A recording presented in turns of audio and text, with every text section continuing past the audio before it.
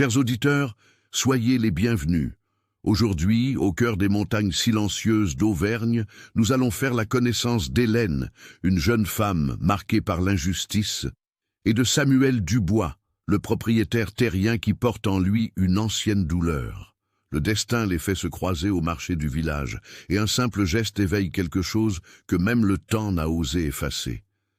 Dites-nous en commentaire d'où vous nous écoutez. Depuis le bus, en préparant le dîner ou depuis votre canapé. Abonnez-vous et activez la cloche pour ne pas manquer les prochaines émotions. Prenez une grande inspiration. Notre histoire ne fait que commencer. Au cœur des montagnes auvergnates, où le temps semble s'écouler au rythme du bétail et où les cloches de l'église dictent encore les heures, vivait Hélène Cartier, une jeune femme de 21 ans qui connaissait bien le poids de l'injustice. Ses mains rêches trahissaient un dur labeur, mais ses yeux en amande, d'un brun profond, gardaient une flamme que même des années de souffrance n'avaient pu éteindre. Depuis le départ de sa mère, Madame Constance, 5 ans plus tôt, elle avait été laissée aux soins de son beau-père, Monsieur Jérôme, un homme dur, connu dans toute la région de Saint-Jean-des-Sources pour ses manières rudes et sa langue acérée. Au lieu de protection, elle n'avait reçu de lui que culpabilité, châtiment et des mots qui blessaient plus que n'importe quelle chaîne. La petite maison en pisé, au bout du chemin de terre, était plus une prison qu'un refuge. Hélène avait grandi en apprenant à marcher sans faire de bruit, à manger sans attirer l'attention et à supporter en silence chaque accusation injuste qui tombait sur elle, que ce soit pour une assiette cassée ou un fagot de bois mal rangé. Monsieur Jérôme ne manquait jamais une occasion de lui rappeler qu'elle était un fardeau, une bouche de plus à nourrir, une croix qu'il portait par respect pour sa défunte épouse.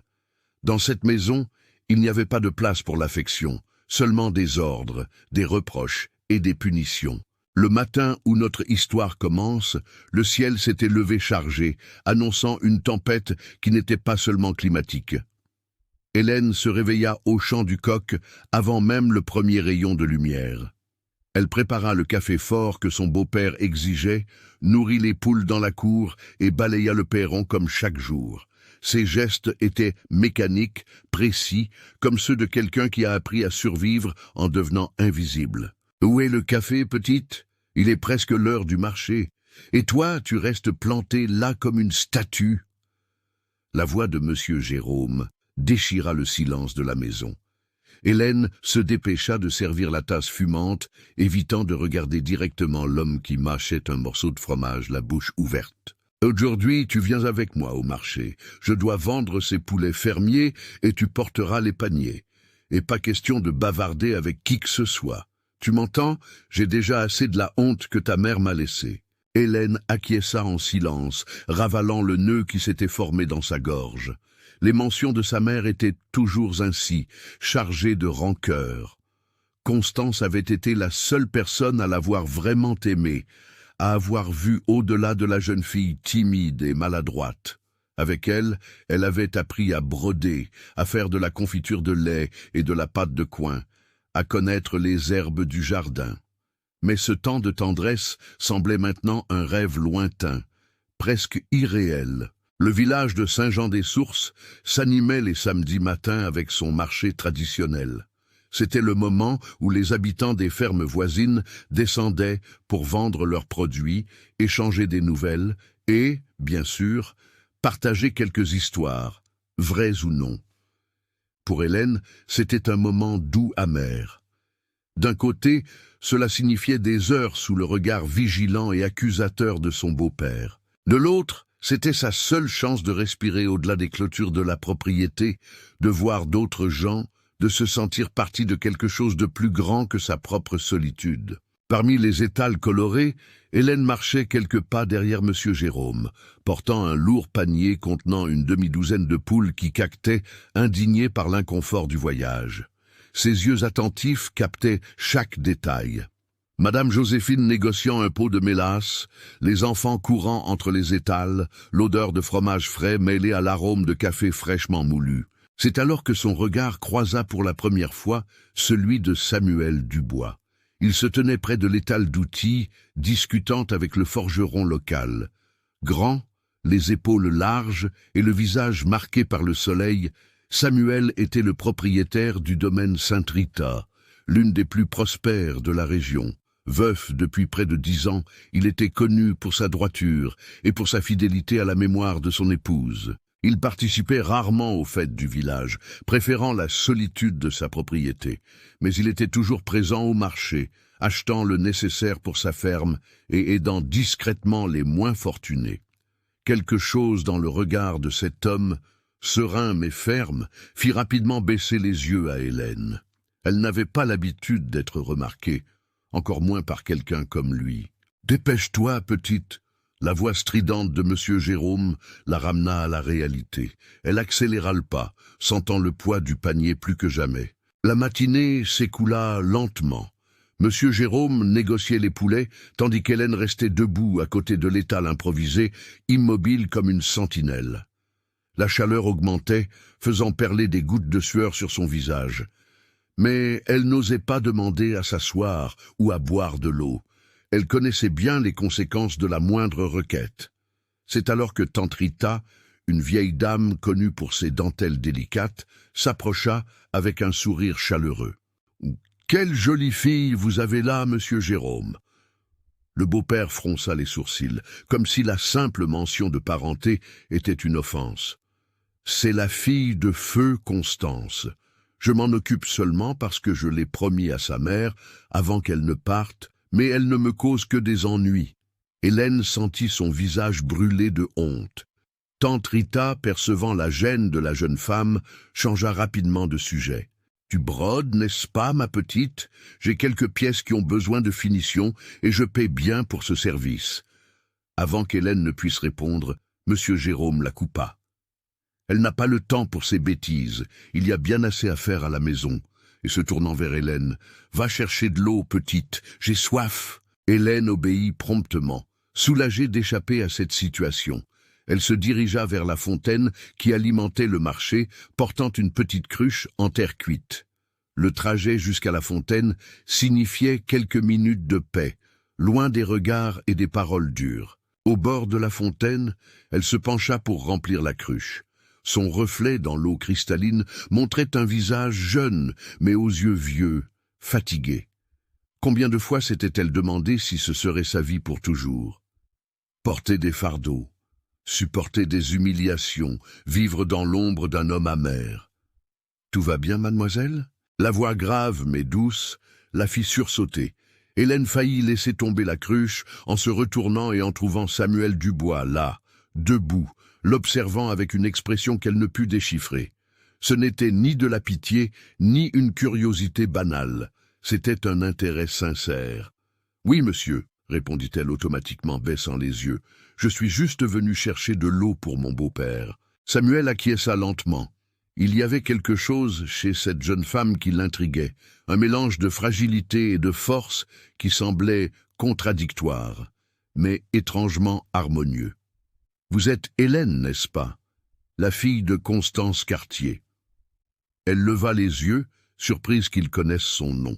« J'ai connu votre mère. C'était une femme de caractère, honnête. Elle faisait les meilleures confitures de lait que j'ai jamais goûtées. » Un sourire timide, le premier de la journée, naquit sur les lèvres d'Hélène. « Elle m'a appris à en faire. Elle disait que c'était la recette de sa grand-mère. »« Vraiment ?» Le visage de Samuel s'adoucit. « Eh bien, sachez que ces confitures me manquent. Personne n'en fait plus d'aussi bonnes. » Ce bref moment de légèreté fut interrompu par le cri de M. Jérôme, qui s'approchait de la fontaine à grands pas, le visage tordu de colère. « Alors, c'est pour ça que tu mets tant de temps, pour bavarder avec les hommes ?» Hélène pâlit instantanément. La cruche trembla dans ses mains. « Ce n'est pas ça, monsieur Jérôme. J'étais juste en train de... » « La ferme ?» Le beau-père s'avança, lui arrachant la cruche des mains. « Ce n'est pas assez d'être une bonne à rien. Maintenant, tu te donnes en spectacle, toute pareille à ta mère. » Samuel fit un pas en avant, s'interposant entre eux. « Respectez cette jeune fille, Jérôme. Nous ne faisions que discuter. » Le ton était calme, mais ferme. « Et qu'est-ce que ça peut vous faire, monsieur Dubois ? C'est ma belle-fille, et je m'en occupe comme je l'entends. » La tension entre les deux hommes était palpable. Hélène, habituée à se faire invisible dans les moments de conflit, se recroquevilla, souhaitant pouvoir disparaître. Samuel maintint son regard fixé sur Jérôme, sans reculer d'1 centimètre. Il y a une différence entre s'occuper et maltraiter, et vous semblez l'ignorer. Jérôme renifla. Mais quelque chose dans le regard de Samuel, peut-être le respect que le propriétaire terrien imposait dans la communauté, ou le fait que beaucoup dépendaient de ses affaires, le fit reculer. « On rentre, petite. J'ai vendu ce que j'avais à vendre et je n'ai plus rien à faire ici. » Il agrippa le bras d'Hélène avec force et la traîna à travers le marché. Elle lança un dernier regard à Samuel, un mélange de gratitude et d'excuses, avant d'être emmenée au loin. Sur le chemin du retour, le silence pesait plus lourd que les paniers vides qu'elle portait. Monsieur Jérôme, encore furieux de la confrontation, marchait quelques pas devant, marmonnant des injures. Hélène savait qu'elle paierait cher ce bref moment de conversation. La punition viendrait, comme toujours, sous forme de travail supplémentaire, de moins de nourriture, ou, les pires jours, avec la férule qui restait accrochée derrière la porte de la cuisine. La route de terre serpentait entre les collines verdoyantes. Au loin, le ciel commençait à s'assombrir, annonçant la tempête qui se formait. Hélène pensa à sa mère, à la façon dont elle disait toujours qu'après la pluie venait l'arc-en-ciel, que tout passait dans la vie, qu'il fallait avoir la foi. Mais la foi en quoi?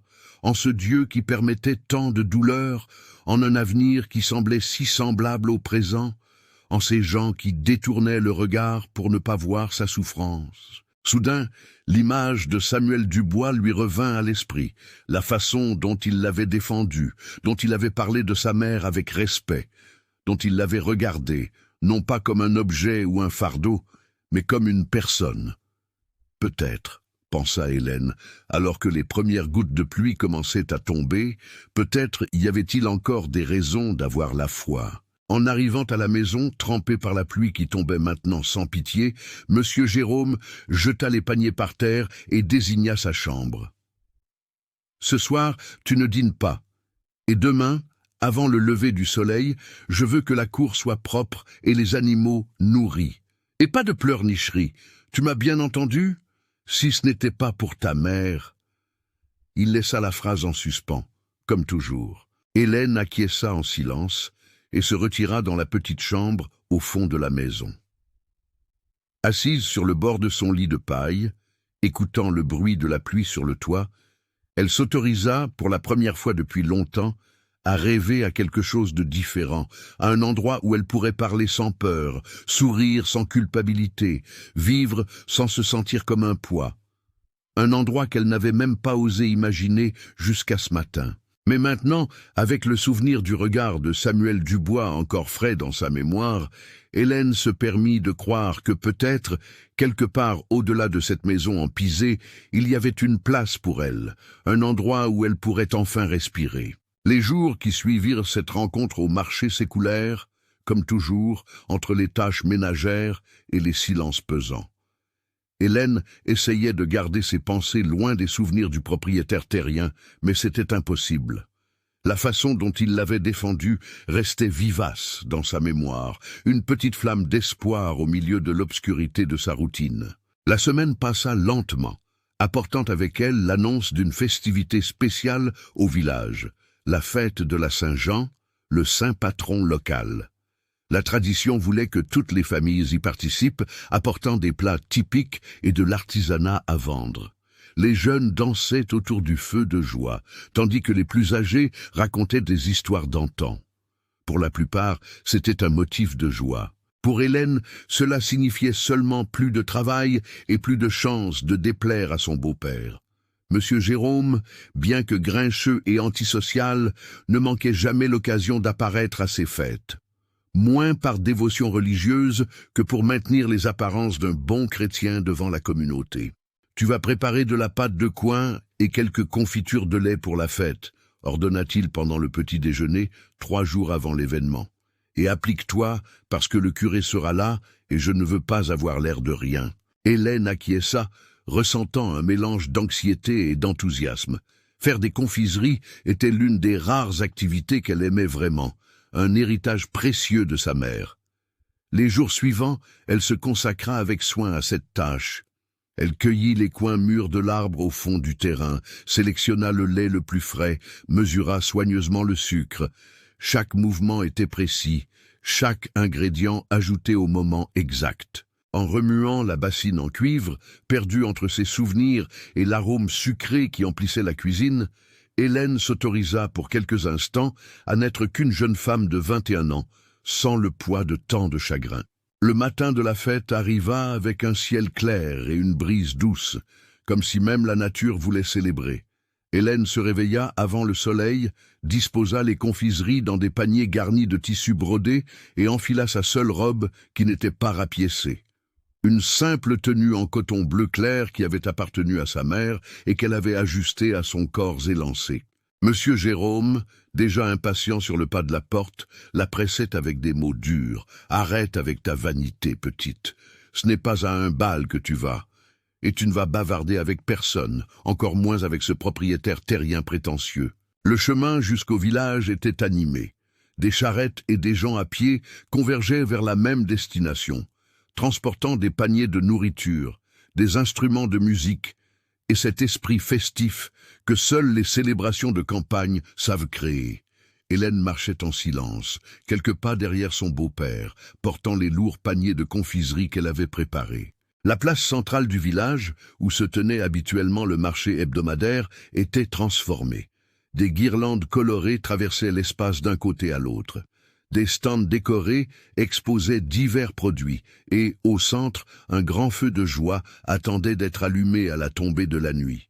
Le kiosque à musique était occupé par des musiciens qui accordaient leurs instruments, tandis que l'odeur de vin chaud et de crêpes emplissait déjà l'air. Monsieur Jérôme se dirigea directement vers le stand réservé à la nourriture, où il laissa Hélène organiser les confiseries pour la vente, pendant qu'il allait saluer les gens importants, ce qui, en pratique, signifiait flatter le maire et le curé pour rester dans leur bonne grâce. Seule à son stand, Hélène se sentit étrangement libre.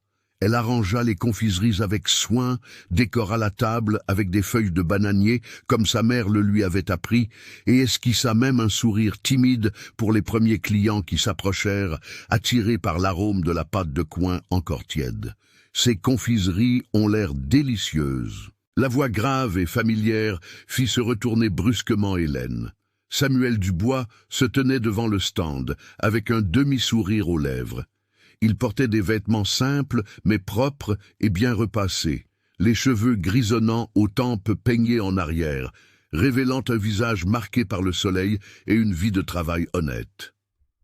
Ce sont les recettes de ma mère, réussit à répondre Hélène, sentant son visage s'empourprer. Je m'en souviens bien, acquiesça Samuel. Ses yeux étaient fixés sur les siens, avec une intensité qui la déconcertait. Puis-je goûter un morceau de la pâte de coin? Hélène se dépêcha de couper un petit morceau, le lui offrant sur une serviette en papier. Samuel le goûta lentement, fermant les yeux un instant. Quand il les rouvrit, il y avait une lueur différente en eux. C'est exactement comme dans mon souvenir. Votre mère serait fière. Ces mots frappèrent Hélène comme un rayon de soleil après des jours de pluie.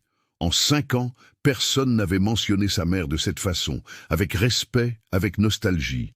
Des larmes menacèrent de perler à ses yeux, mais elle les retint, se limitant à un « merci » presque inaudible. « Je voudrais prendre 2 pots de pâte de coin et 3 de confiture de lait », déclara Samuel, sortant quelques billets de sa poche.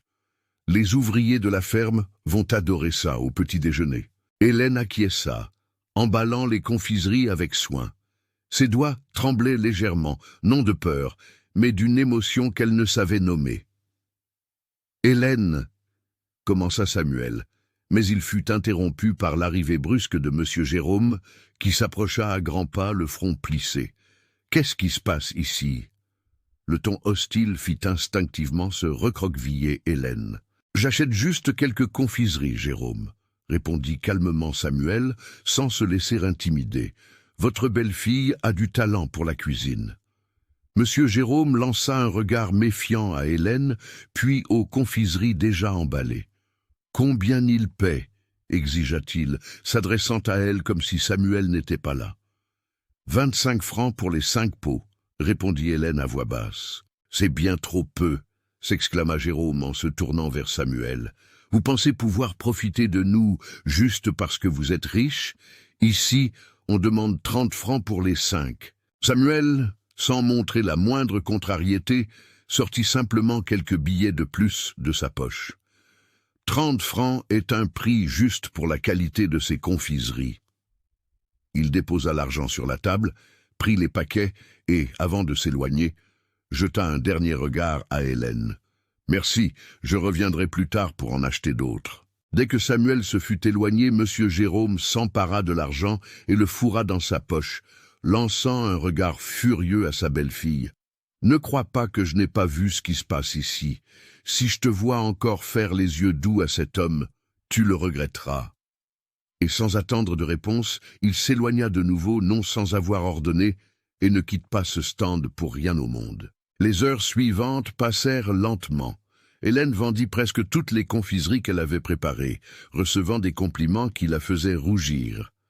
Monsieur Jérôme apparaissait de temps en temps, récupérait l'argent et disparaissait à nouveau, probablement pour en dépenser une partie en eau-de-vie, comme il avait l'habitude de le faire lors des fêtes. Alors que l'après-midi avançait, la place se remplissait de plus en plus.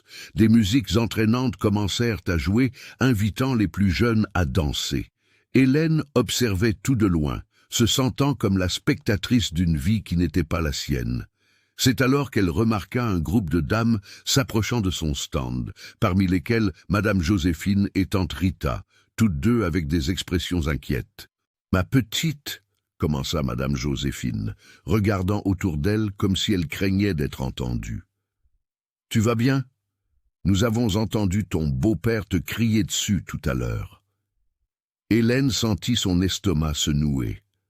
La dernière chose qu'elle souhaitait était de causer plus de problèmes. « Je vais bien, madame. Il était juste fatigué. C'est sa façon d'être. » Tante Rita secoua la tête peu convaincue. « Ma fille, tout le monde dans ce village sait comment il te traite. Ce n'est pas juste qu'une jeune fille comme toi vive sous tant de cris et d'insultes. »« Il m'a recueilli quand ma mère est partie, » répondit automatiquement Hélène, répétant ce que son beau-père lui disait toujours pour qu'elle se sente redevable. « C'est bien le moins qu'il pouvait faire, considérant qu'il a gardé tout ce qui appartenait à Constance, » s'exclama Madame Joséphine indignée. « Cette maison, le terrain, les animaux, tout était à elle, laissé par ton père. Et maintenant, il agit comme s'il te faisait une faveur. » Hélène regarda les femmes, surprise.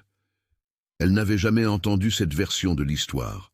Son beau-père affirmait toujours l'avoir accueilli par charité, que rien là-bas ne lui appartenait. « C'est vrai ?» « Bien sûr que c'est vrai, ma petite, » confirma Tante Rita en baissant la voix. « Ton père, avant de tomber malade, a tout mis au nom de ta mère, et elle, la pauvre, a fait confiance à ce Jérôme quand elle l'a épousé. Mais nous savons tous que tu es l'héritière légitime. » Ces révélations tombèrent sur Hélène comme une douche froide. Elle se sentit étourdie, confuse. Si ce qu'elle disait était vrai, alors toutes ces années d'humiliation, de travail sans fin, d'être traitée comme un fardeau, tout cela n'avait été qu'un mensonge. La maison où elle vivait, la terre qu'elle cultivait, les animaux dont elle s'occupait, tout aurait pu être à elle de droit. « Vous en êtes sûre ?»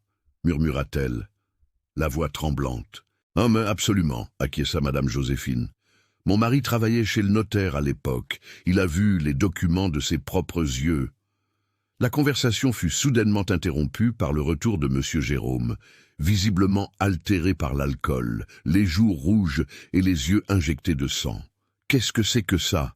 Une réunion de commères ?» Les dames s'éloignèrent rapidement, lançant des regards inquiets à Hélène. M. Jérôme s'approcha du stand en titubant légèrement. « Combien as-tu vendu? Où est l'argent ?» Hélène, encore abasourdie par les récentes révélations, lui tendit les billets qu'elle avait gardés dans la poche de son tablier. M. Jérôme les compta rapidement, fronçant les sourcils. « C'est tout ?» Tu dois cacher de l'argent. Non, monsieur, répondit Hélène, la voix plus ferme qu'elle ne l'aurait voulu. Tout est là. Quelque chose dans son ton, peut-être un reste de courage né des révélations, fit que monsieur Jérôme la dévisagea avec méfiance. Tu es différente aujourd'hui. Qu'est-ce que ces vieilles pipelettes te racontaient? Rien. Elles sont juste venues acheter des confiseries. Le mensonge sonna faux, même à ses propres oreilles. Monsieur Jérôme plissa les yeux, la colère commençant à remplacer la confusion éthylique. Tu me caches quelque chose, petite, et je vais découvrir quoi. À ce moment, Samuel réapparut, accompagné de 2 de ses ouvriers. Il se dirigea vers le stand d'un pas ferme, ignorant délibérément la présence de monsieur Jérôme. Reste-t-il de la confiture de lait, Hélène? Mes hommes en ont eu l'eau à la bouche quand ils ont goûté celle que j'ai rapportée. Avant qu'Hélène ne puisse répondre, monsieur Jérôme s'interposa, les yeux étincelants de rage. Encore vous. Ce que vous avez acheté ne vous a pas suffi, ou bien vous êtes plus intéressé par la fille que par les confiseries. Samuel garda son calme, bien qu'une ombre d'irritation ait traversé son regard. Jérôme, je fais simplement des affaires. Les confiseries sont excellentes, et je veux en acheter d'autres. Des affaires! Lâcha Jérôme avec un rire amer. Vous croyez que je ne vois pas ce qui se passe, que je ne remarque pas les regards, les messes basses? Son ton s'éleva, attirant l'attention des gens alentour. Je t'accueille chez moi, je te nourris, je te donne un toit, et c'est comme ça que tu me remercies? Se tourna-t-il vers Hélène, qui restait immobile, le visage pâle. En te vendant au premier riche propriétaire qui passe. Un murmure choqué parcourut la petite foule qui commençait à se former autour du stand. Hélène sentit le sol se dérober sous ses pieds. Jamais, en toutes ces années d'humiliation, elle n'avait été accusée de quelque chose d'aussi terrible. « Jérôme, ça suffit. » La voix de Samuel résonna, grave et autoritaire. « Vous êtes ivre et vous ne savez pas ce que vous dites. »« Je sais très bien ce que je dis, » cria le beau-père, se tournant maintenant vers les curieux qui s'agglutinaient. « Vous voyez ça? Tout le monde a vu. L'ingrate a tout manigancé depuis le début. D'abord les sourires, puis les confiseries. Et maintenant ça. » L'accusation, lancée en l'air avec une telle conviction, semblait prendre vie, alimentée par les chuchotements et les regards de la foule. Hélène restait paralysée, les mots coincés dans sa gorge, les larmes menaçant de s'échapper à tout moment. C'était comme si tous ces cauchemars se matérialisaient en même temps. « Et ce n'est pas tout, » continua Jérôme, la voix étranglée par la colère et l'alcool. « Elle me vole, oui, elle me vole, l'argent de la vente des œufs, des poules. » Un soupir collectif de stupeur s'éleva parmi les présents. L'accusation de vol, dans une petite communauté traditionnelle comme celle-ci, était des plus graves. Hélène sentit son sang se glacer dans ses veines. C'est un mensonge. Les mots s'échappèrent avant qu'elle ne puisse les retenir. Je n'ai jamais... La ferme, ingrate! Monsieur Jérôme fit un pas en avant, le visage tordu de fureur. J'ai élevé un serpent dans ma maison, une voleuse, toute pareille à sa mère, qui m'a trompé jusqu'à la fin. C'est à ce moment que Samuel Dubois, qui observait la scène avec une indignation croissante, fit un pas en avant, s'interposant entre Hélène et son beau-père. « Assez, Jérôme !» Sa voix, bien que basse, portait une autorité qui fit taire immédiatement tous les présents. « Vous êtes ivre et vous portez des accusations graves sans la moindre preuve. » « Je n'ai pas besoin de preuves. Je sais ce qui se passe dans ma propre maison. »« Vraiment ?» demanda Samuel en le regardant dans les yeux. « Savez-vous, par exemple, que la maison où vous vivez, la terre que vous cultivez, les animaux que vous vendez, tout cela appartenait à Constance et, de droit, devrait revenir à Hélène ?» Un silence pesant s'abattit sur la place. Hélène regarda Samuel, surprise qu'il sache cela. Jérôme, un instant, parut perdre l'équilibre. « Qu'est-ce que vous racontez ?»« La vérité, Jérôme, ce que vous cachez depuis des années, » répondit fermement Samuel. « En tant que juge de paix de ce canton, j'ai eu accès aux documents lorsque j'ai été appelé pour résoudre une affaire similaire à Montluçon. j'ai reconnu le nom de Constance et le vôtre. Elle était la propriétaire légale de tout, et vous le savez. » Jérôme blêmit. Pour la première fois, il semblait sans voix. Les murmures dans la foule reprirent, mais avec un ton différent. Non plus de choc face aux accusations contre Hélène, mais d'indignation contre Monsieur Jérôme. « C'est un mensonge », réussit-il finalement à dire, la voix moins assurée. « J'ai des témoins », rétorqua Samuel. « Le clerc de notaire travaille toujours là-bas, et les documents sont dans les archives. Constance a tout fait enregistrer avant de partir. La maison, le terrain, les animaux, tout à son nom, avec Hélène comme héritière. » La foule regardait maintenant Jérôme avec méfiance. Certaines des dames les plus âgées, qui avaient connu Constance, secouaient la tête en signe de réprobation. Le curé, qui s'était approché pour voir ce qui causait tant d'agitation, observait le tout d'un air grave. « Non, ne le croyez pas !» cria Jérôme, désespéré, en montrant Samuel du doigt. « Il ne veut que la fille. Il manigance ça depuis le début. » Mais ces paroles n'avaient plus le même effet. L'alcool, la colère et maintenant la peur d'être démasqué le faisaient paraître de plus en plus incontrôlable. Samuel, sans élever la voix, s'adressa au curé et au présent. « Je ne manigance rien. Je défends simplement une jeune femme innocente d'accusations injustes et je révèle une vérité qui aurait dû éclater il y a bien longtemps. Hélène n'est pas une voleuse. C'est une jeune femme honnête qui est maltraitée et trompée depuis des années. Et je ne resterai plus silencieux face à cela. » Il y eut un moment de silence absolu, comme si toute la place retenait son souffle. Puis, Madame Joséphine fit un pas en avant. « Il dit la vérité, mon père. Mon mari a travaillé chez le notaire et il a vu les documents. Tout était à Constance et devait revenir à sa fille. » L'autre voix se joignirent pour confirmer l'histoire. Tante Rita, le forgeron, même le propriétaire de l'épicerie, tous semblaient détenir un morceau de la vérité qui jaillissait maintenant comme une eau trop longtemps retenue par un barrage. Jérôme regardait autour de lui, acculé comme un animal piégé. Son visage passait du rouge de la colère au blanc de la peur. Dans un geste désespéré, il agrippa le bras d'Hélène avec force. « On s'en va d'ici. Ce n'est pas fini. » Mais Samuel, d'un mouvement rapide et précis, saisit le poignet de Jérôme, le forçant à lâcher Hélène. « Si, c'est fini, Jérôme. Hélène ne retournera plus dans cette maison avec vous, pas après ce qui s'est passé ici aujourd'hui. »« Vous n'avez pas ce droit !» hurla Jérôme en essayant de se libérer. « Si, je l'ai !» répondit Samuel sans changer de ton. En tant que juge de paix et en tant qu'homme qui ne tolère pas les injustices, Hélène est majeure et a le droit de décider où elle veut vivre. Il se tourna alors vers la jeune femme qui observait tout, les yeux écarquillés, croyant à peine à ce qui se passait. « Hélène, voulez-vous rentrer avec lui ?» La question, posée avec simplicité et respect, la prit par surprise. C'était la première fois depuis des années que quelqu'un se souciait de ce qu'elle voulait, de ses désirs, de sa volonté. Elle regarda Monsieur Jérôme, l'homme qui l'avait humilié, maltraité, trompé pendant si longtemps. Puis elle regarda Samuel, ses yeux qui, depuis leur première rencontre au marché, l'avaient regardé avec quelque chose qu'elle n'avait pas immédiatement reconnu.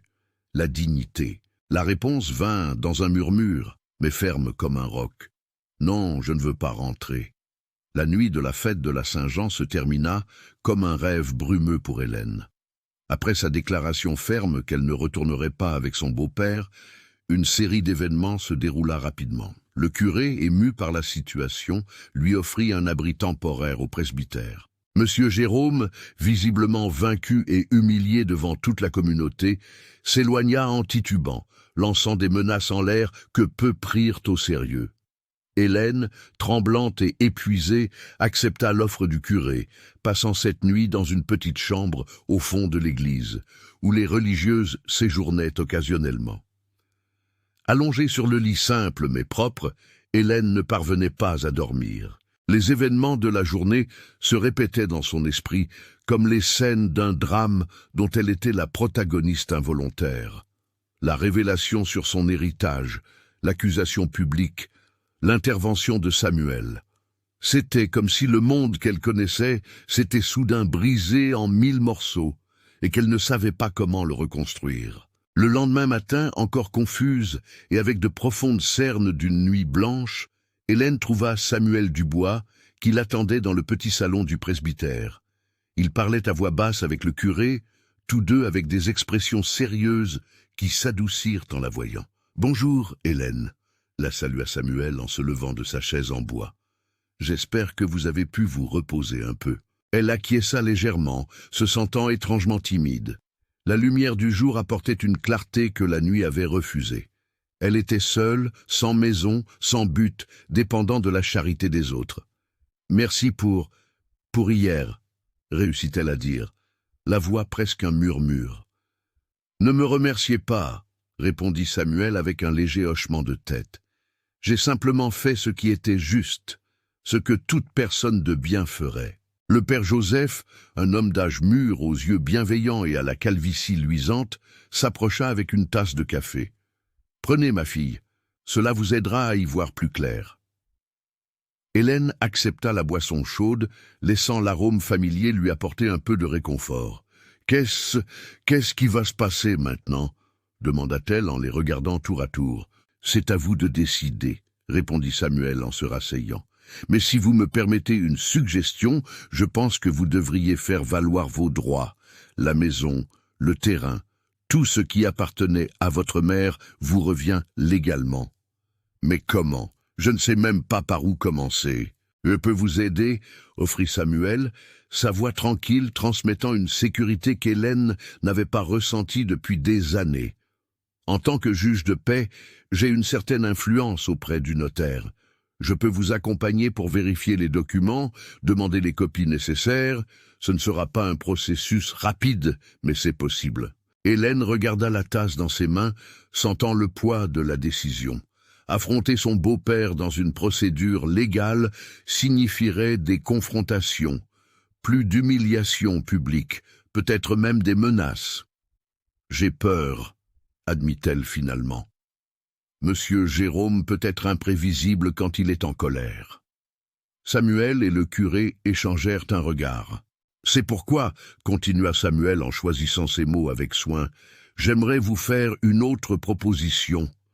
Mon domaine Saint-Rita se trouve à environ 1 heure d'ici à cheval. J'ai une grande maison qui est vide depuis longtemps. J'ai besoin de quelqu'un pour s'occuper de la maison, du potager, peut-être aider en cuisine pour les ouvriers. Ce serait un travail honnête, avec un salaire juste, et vous auriez un endroit sûr où rester pendant que nous réglons la question de votre héritage. » Hélène leva les yeux, surprise par l'offre. Travailler au domaine de Samuel Dubois, vivre sous le même toit que cet homme qu'elle connaissait à peine. « Je ne sais pas si... » « Vous n'avez pas besoin de décider maintenant, » intervint le curé, percevant son hésitation. « Vous pouvez rester ici quelques jours de plus, réfléchir calmement. Personne ne vous forcera à quoi que ce soit. »« En fait, » ajouta Samuel, « c'est peut-être mieux ainsi. Donnez-moi quelques jours pour préparer la maison, arranger une chambre convenable pour vous. Pendant ce temps, nous pouvons commencer les démarches chez le notaire. » Il fit une pause, la regardant avec gentillesse. « La décision vous appartient, Hélène, entièrement. » Ces mots, « la décision vous appartient » résonnèrent dans son esprit comme une cloche lointaine. Quand avait-elle pu, pour la dernière fois, décider de quelque chose par elle-même, avoir la liberté de choisir son propre chemin ? « J'accepte, » dit-elle finalement, se surprenant elle-même par la fermeté de sa voix. « Je veux travailler dans votre domaine, monsieur Dubois, et je veux me battre pour ce qui m'appartient de droit. » Le sourire de Samuel illumina son visage marqué par le temps. « Alors, c'est décidé.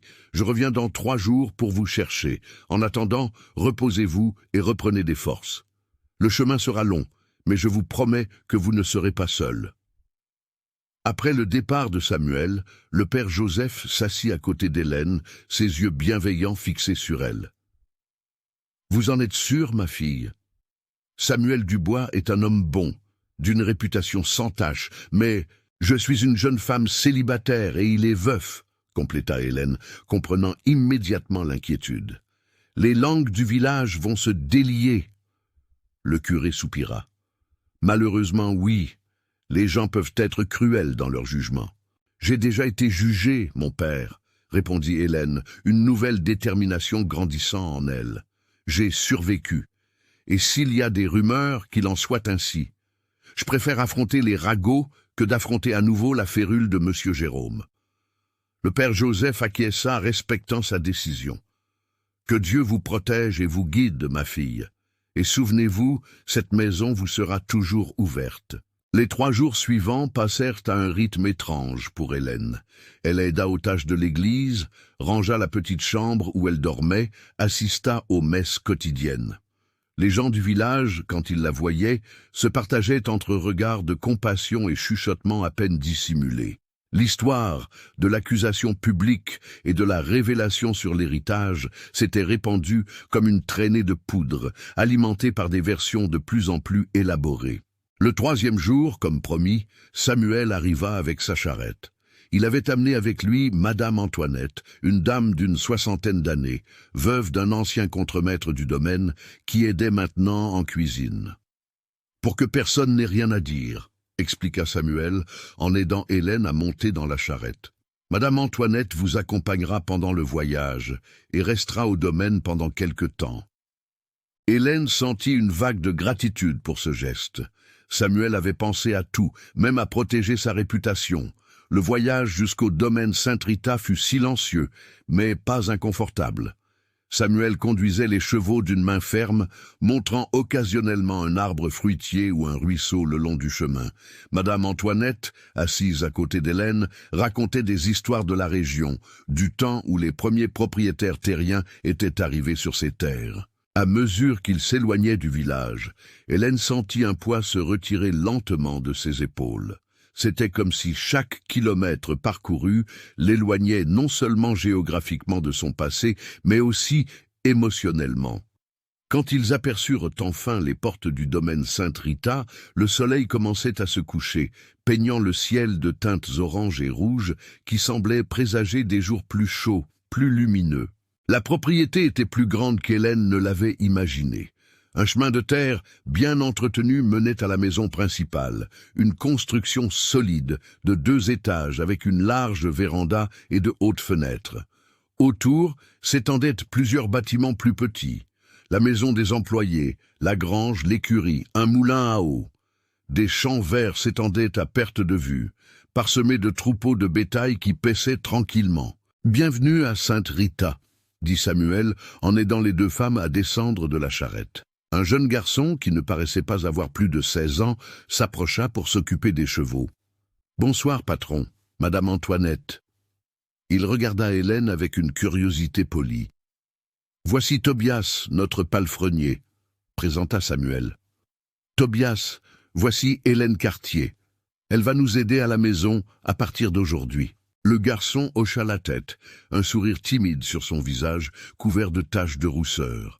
« Enchanté de vous connaître, Madame Hélène. »« Venez, » invita Samuel, les guidant vers la maison. « Je vais vous montrer où vous allez loger. » L'intérieur de la maison était spacieux et accueillant, bien qu'avec une aura de mélancolie qu'Hélène ne put s'empêcher de remarquer. Les meubles, bien que de bonne qualité, semblaient usés par le temps et le manque de soins féminins. Il y avait peu d'ornements, peu de touches personnelles, comme si le propriétaire évitait de laisser des traces de sa présence. Samuel les conduisit à travers un couloir, jusqu'à une porte qui donnait sur une grande chambre, au rez-de-chaussée, avec des fenêtres donnant sur le jardin arrière. « Ce sera votre chambre, » annonça-t-il en ouvrant la porte. « J'espère qu'elle est confortable. J'ai fait mettre des draps propres et de l'eau fraîche dans la carafe. » Hélène entra timidement dans la pièce.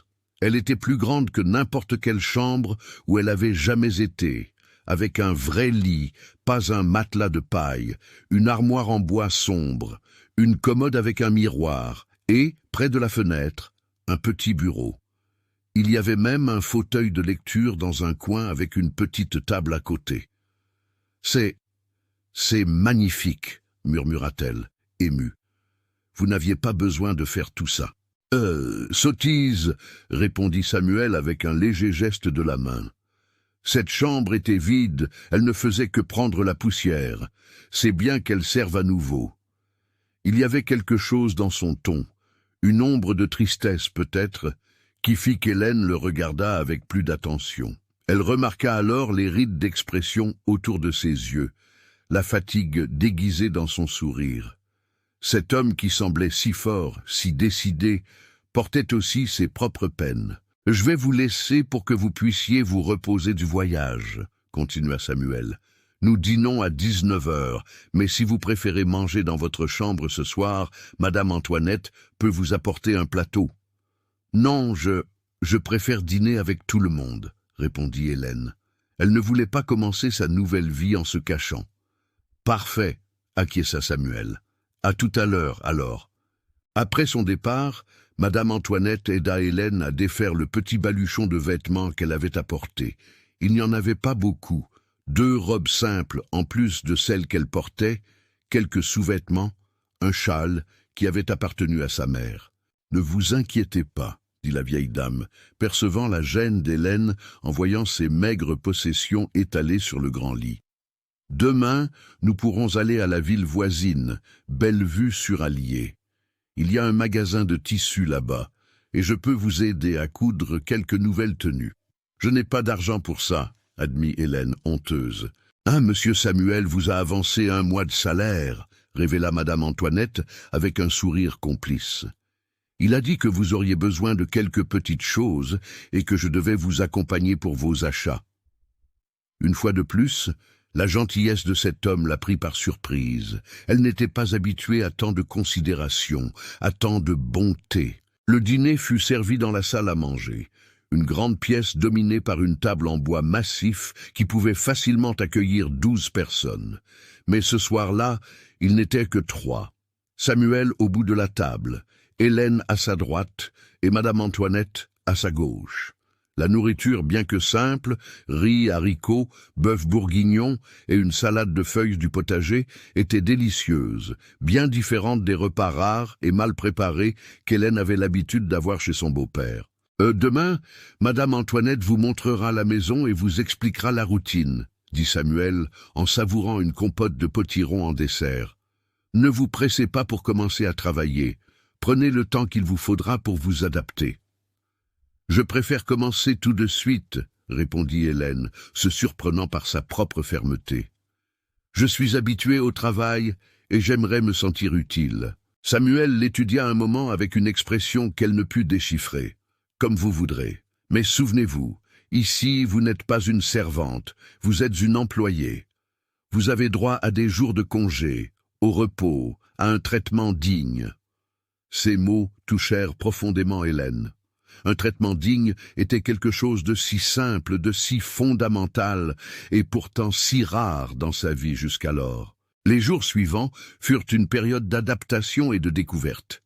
Hélène apprit le rythme de la ferme, les habitudes de Samuel, les particularités de la maison. Elle découvrit que le propriétaire se levait avant l'aube, passait la matinée à superviser le travail dans les champs et revenait pour le déjeuner, servi ponctuellement à midi. Les après-midi étaient consacrés aux livres de comptes, à la correspondance et, occasionnellement, à régler des différends entre voisins, son devoir de juge de paix. Les soirées étaient silencieuses, Samuel se retirant tôt dans sa chambre au 2e étage. Hélène assuma progressivement la responsabilité de la maison. Sous la direction initiale de Madame Antoinette, elle apprit à gérer le garde-manger, à superviser le nettoyage, à organiser les repas pour les travailleurs de la ferme. Elle découvrit qu'elle avait un talent naturel pour l'administration domestique, quelque chose qu'elle n'avait jamais pu développer dans la maison de son beau-père, où elle n'était qu'une servante maltraitée. Le potager, en particulier, devint son refuge. Aux premières heures du matin ou en fin d'après-midi, lorsque le soleil ne tapait plus si fort, elle se consacrait à la culture de légumes, de verdures et d'herbes. C'était un travail qui lui apportait non seulement de l'utilité, mais aussi une étrange paix. Les mains dans la terre, sentant l'odeur de la pluie approcher ou écoutant le chant des oiseaux, Hélène se sentait connectée à quelque chose de plus grand, de plus ancien, de plus sage que ses propres peines. 2 semaines après son arrivée, Samuel la chercha en fin d'après-midi. Elle était sur la véranda, épluchant des petits pois pour le dîner, tout en observant le coucher de soleil teinter le ciel de pourpre et d'or. « Hélène !» appela-t-il en s'asseyant sur la chaise à côté d'elle. « J'ai reçu des nouvelles du village. » Elle sentit son cœur s'accélérer. « Monsieur Jérôme ?» ?»« Oui !» confirma Samuel, ses yeux cherchant les siens. « Il a répandu des histoires désagréables. » Hélène baissa le regard, sentant son visage brûler de honte. Elle pouvait imaginer le genre de calomnie que son beau-père propageait. « Les gens le croient. Certains oui, d'autres non, » répondit honnêtement Samuel. « Mais ce n'est pas le plus important maintenant. Le notaire a trouvé les documents que j'ai mentionnés. Votre mère, Constance, était bien la propriétaire légale de la maison, du terrain et de tout ce qui s'y trouvait. » Hélène laissa échapper un soupir tremblant. C'était une chose de le soupçonner, une autre d'en avoir la confirmation. « Et qu'est-ce que cela signifie ? » « Cela signifie que nous pouvons déposer une demande formelle pour que la propriété soit transférée à votre nom en tant qu'héritière légitime, » expliqua Samuel. « Ce ne sera pas un processus rapide. Jérôme contestera certainement. Il prétendra que c'est lui qui a amélioré la propriété ces dernières années, qu'il a droit à une part. Mais au final, la loi est de votre côté. » Hélène acquiesça, traitant l'information. « Combien de temps cela peut-il prendre ? » « Les mois, peut-être 1 an, » admit Samuel. « La justice à la campagne n'est pas connue pour sa rapidité. Mais nous y arriverons, Hélène. C'est une promesse. » Elle le regarda, cet homme qui avait surgi dans sa vie comme un orage d'été, inattendu, puissant, transformateur. « Pourquoi faites-vous tout ça pour moi ? Vous me connaissez à peine. » Samuel resta silencieux un moment, comme s'il pesait sa réponse. « J'ai connu votre mère, » dit-il finalement. « Nous n'étions pas proches, mais je la respectais. Constance était une femme bonne, honnête, travailleuse. Quand je vous ai vu à ce marché, humilié publiquement par Jérôme, quelque chose en vous me l'a rappelé. La même dignité, même face à l'injustice. » Il fit une pause, ses yeux perdus à l'horizon où le soleil disparaissait lentement. « Et peut-être que j'essaie aussi de réparer quelque chose que je n'ai pas pu éviter dans le passé. Je n'ai pas toujours été aussi courageux que j'aurais dû l'être, Hélène. Il y a des regrets que je porte. » Sa voix se brisa et il ne termina pas sa phrase. Hélène sentit une connexion profonde avec cet homme à ce moment-là. Tous deux portaient des cicatrices. Tous deux connaissaient la douleur de la perte, le poids des silences forcés. Sans réfléchir, elle tendit la main et toucha légèrement la sienne. « Merci, » dit-elle simplement. « Pour tout. » Samuel regarda leurs mains jointes et un sourire triste se dessina sur ses lèvres. « Ne me remerciez pas encore. Notre voyage ne fait que commencer. » La semaine suivante, Hélène reçut une visite inattendue. Elle organisait le garde-manger lorsque Tobias, le jeune palefrenier, vint l'avertir qu'une femme à la porte demandait à la voir. Elle dit qu'elle s'appelle Tante Rita, du village. Le cœur d'Hélène fit un bond. Tante Rita avait été l'une des rares personnes à l'avoir toujours traitée avec gentillesse au village, même lorsque tout le monde semblait accepter les mauvais traitements de M. Jérôme comme quelque chose de normal. Elle se précipita vers l'entrée de la maison où la vieille dame aux cheveux gris attendait patiemment, un paquet à la main. « Tante Rita, quelle bonne surprise !» Les deux femmes s'étreignirent chaleureusement. La vieille dame s'écarta un peu pour examiner Hélène de la tête aux pieds, un sourire satisfait sur son visage ridé. « Regarde-toi, ma petite. On dirait une autre personne. Tu as des couleurs sur les joues, une lueur dans les yeux. Cet endroit te fait du bien. » Hélène ne put s'empêcher de sourire. C'était vrai. Au cours des dernières semaines, elle avait retrouvé non seulement sa santé physique, en mangeant régulièrement, en dormant sans peur, en travaillant sans la menace constante de punition, mais aussi une partie de sa dignité, de sa confiance. « Entrez, s'il vous plaît, je vais préparer un café. » Elle conduisit la visiteuse à la cuisine, où elles furent bientôt assises à table, des tasses fumantes devant elles. « J'ai apporté quelques affaires que j'ai réussi à récupérer de ta maison, » expliqua tante Rita en déballant le paquet qu'elle avait apporté.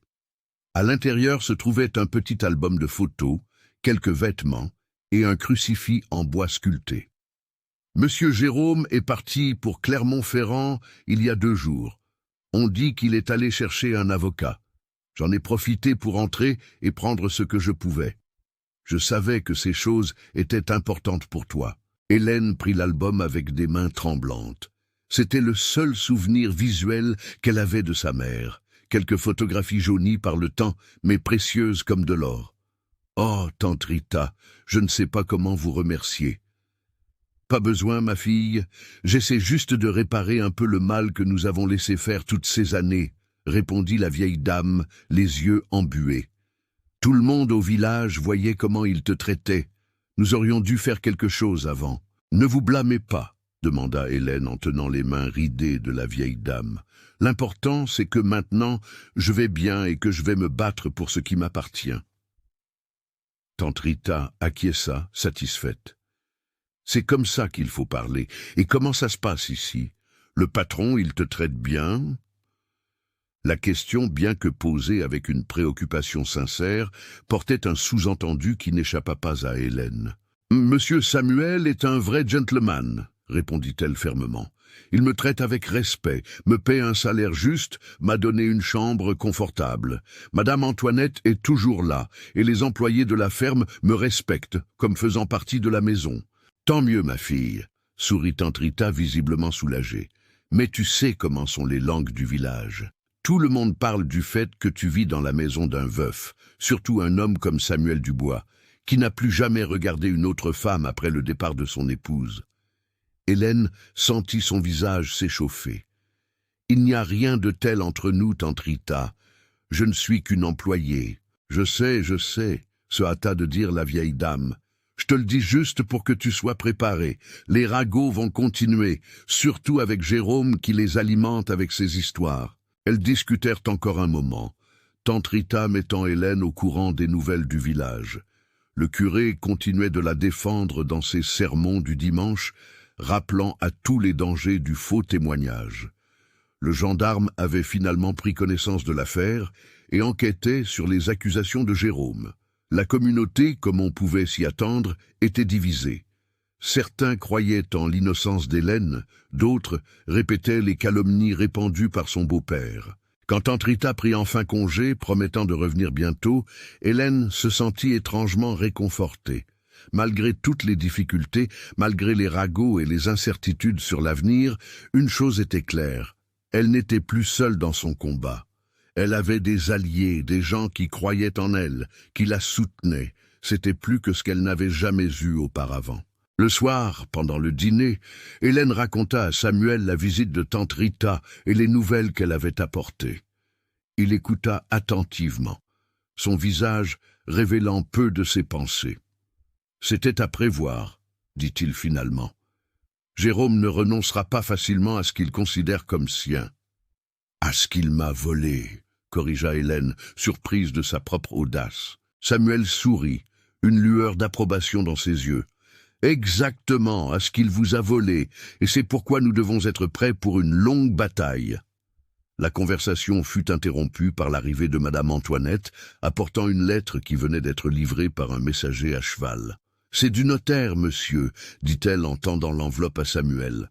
Il l'ouvrit avec soin, lut rapidement le contenu, et son visage s'assombrit. « Qu'y a-t-il » demanda Hélène, sentant un froid dans l'estomac. Samuel plia lentement la lettre, comme pour gagner du temps afin d'organiser ses pensées. « Jérôme a déposé une demande d'annulation de tous les documents qui vous favorisent, » expliqua-t-il finalement. Il prétend que Constance n'était pas en pleine possession de ses moyens lorsqu'elle les a signés, qu'elle a été contrainte par quelqu'un. « C'est un mensonge !» s'exclama Hélène indignée. « Ma mère était la personne la plus lucide que j'ai connue, et personne ne l'a forcée à quoi que ce soit. »« Je sais », la calma Samuel. « Mais cela va retarder encore plus le processus. Nous devrons trouver des témoins qui attestent de la santé mentale de votre mère à l'époque où les documents ont été signés.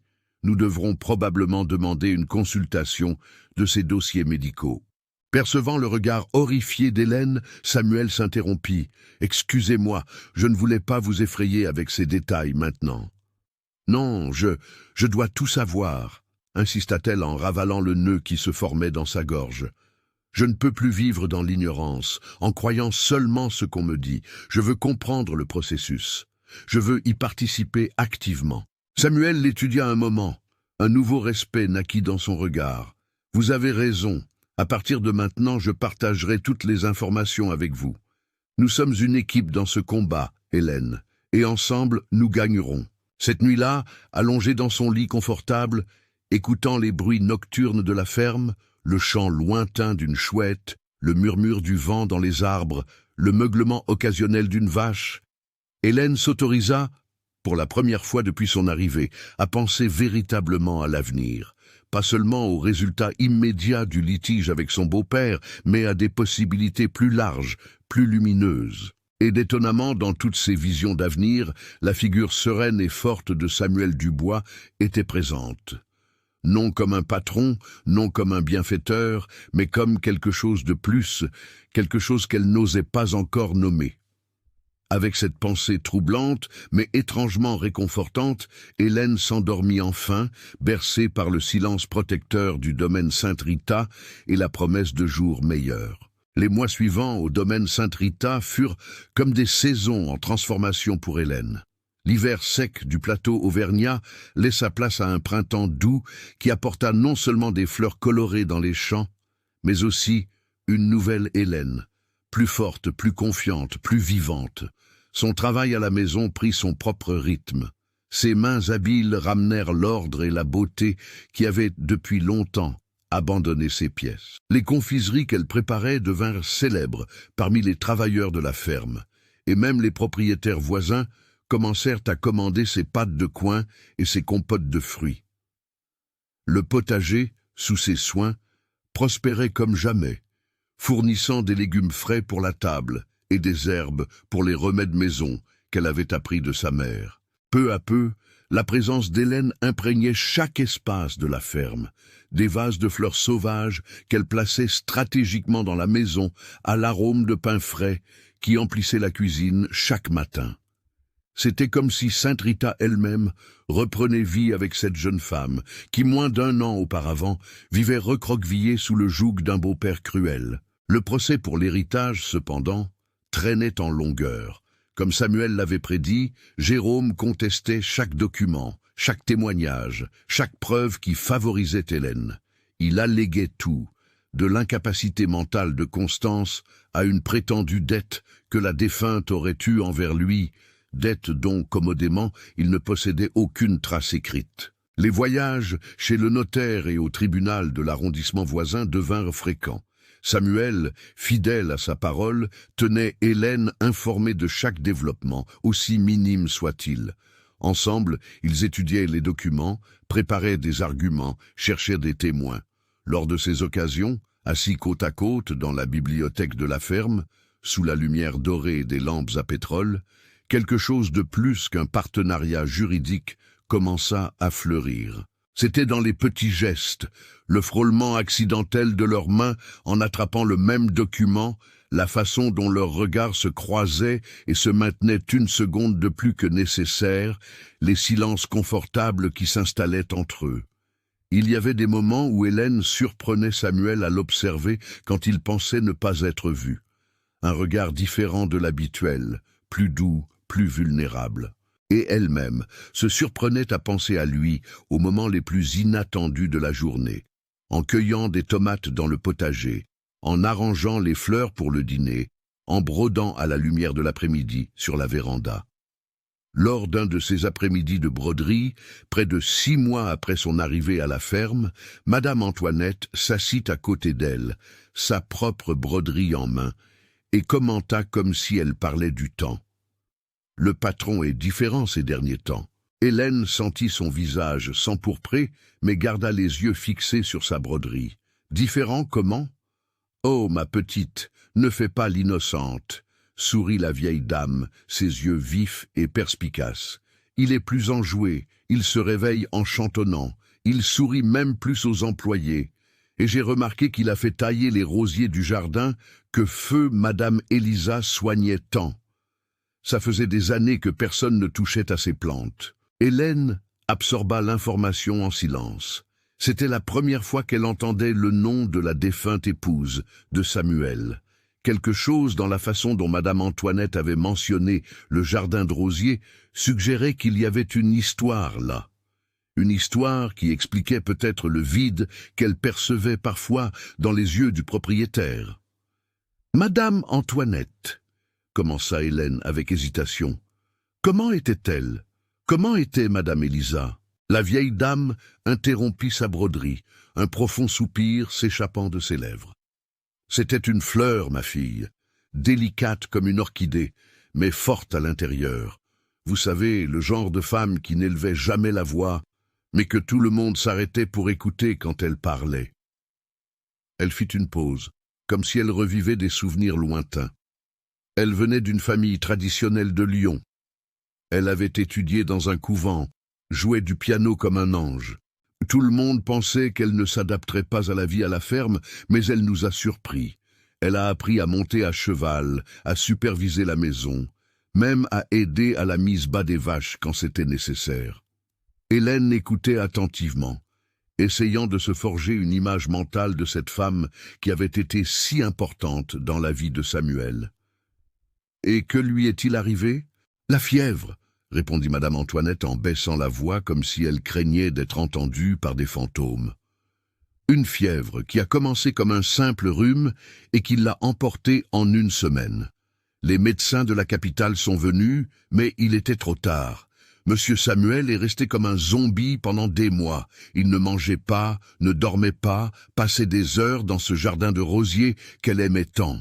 Hélène sentit une boule se former dans sa poitrine, imaginant la douleur de cet homme qu'elle connaissait maintenant si bien, ou pensait connaître.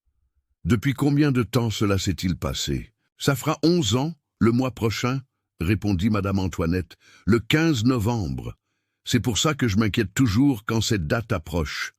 Le patron devient généralement plus silencieux, plus renfermé. Il passe la journée au cimetière familial, et la nuit enfermé dans sa chambre avec une bouteille de cognac. Cette révélation laissa Hélène pensive. Novembre était proche. Il ne restait que 2 semaines. Comment serait-ce d'affronter cette version de Samuel qu'elle ne connaissait pas encore? L'homme en deuil, prisonnier du passé, incapable d'aller de l'avant.